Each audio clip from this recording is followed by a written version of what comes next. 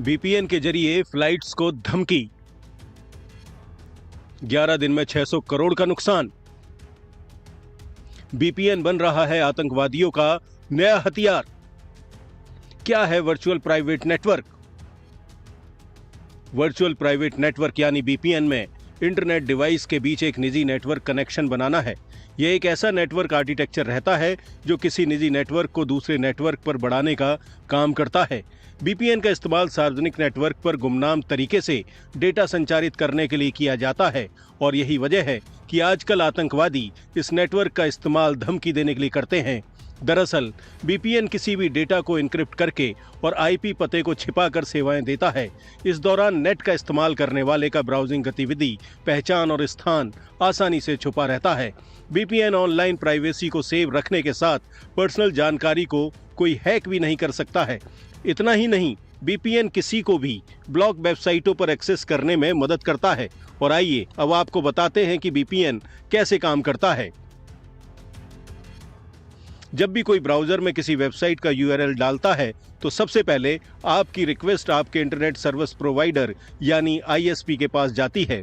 BPN data encryption और description algorithm का इस्तेमाल करता है।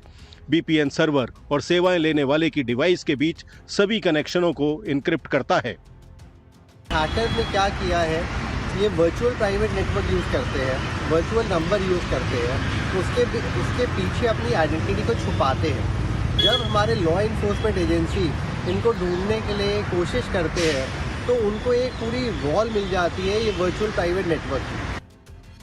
वहीं मामले पर पूर्व DCP special cell Delhi police L N Rao का कहना है कि फ्लाइट को बम से उड़ाने की धमकी को हम साइबर क्राइम नहीं मान सकते। ये एक गंभीर अपराध है और राष्ट्र विरोधी अपराध है। ऐसे में राष्ट्र विरोधी ताकतें बाहर से बीपीएन तकनीक को एक टूल की तरह इस्तेमाल कर रही हैं। ऐसे में हमारे साइबर की टीम को और ज्यादा एडवांस होना होगा ताकि मिल रही धमकियों पर काबू पाया जा सके।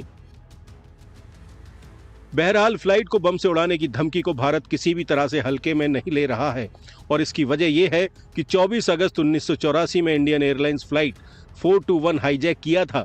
ये फ्लाइट ने दिल्ली से श्रीनगर के लिए उड़ान भरी थी। 7 आतंकवादियों ने इंडियन एयरलाइंस की फ्लाइट 421 को हाईजैक कर लिया और इसे लाहौर पाकिस्तान ले गए। हालांकि विमान में सवार सभी यात्रियों को सुरक्षित रिहा किया गया और आतंकवादियों को गिरफ्तार कर लिया गया था।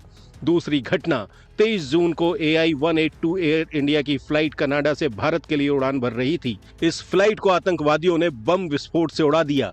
विमान में सवार सभी 329 लोग मारे गए।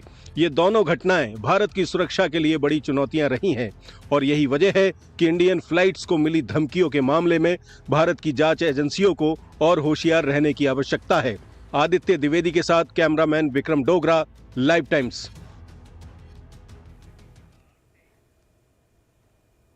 उधर दिवाली को